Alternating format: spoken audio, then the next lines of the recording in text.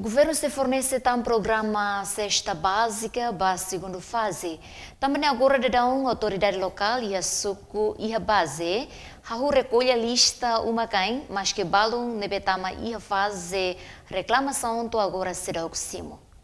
Declaração ne Fosai Husi, representante povo e homofukun Parlamento Nacional, deputado bancada CNRT, Ricardo Batista, li Husi sessão plenária segunda ne. Yamo susuba governo ato resolve la reclamante sira ne betinan kotuk sira uksimo cesta básica. E a fatingan isang deputada Fernanda Lai dehan los duni agora governo prepara hela ato distribui programa cesta básico ba segundo fase. Mas bi problema mak ema sira ne be uluk tama iha fase reclamação to agora sira uksimo. Hatan ba preocupação ne Ministro Assunto Parlamentar e Comunicação Social Francisco Jerônimo Dehan, sira nebe maktama iha fase reclamação tinang kotuk sim hotuana, no balong documentos identifica la los mak governo se la fahe. Yamos afirma litan katak cesta básico nebe se realiza iha tinan rihun ruaron luresen ruane, la inclui órgão soberano no ex-titulares sira. Cesta básico ne ato foba povo kbit laik sira. Madalena Horta, STL News.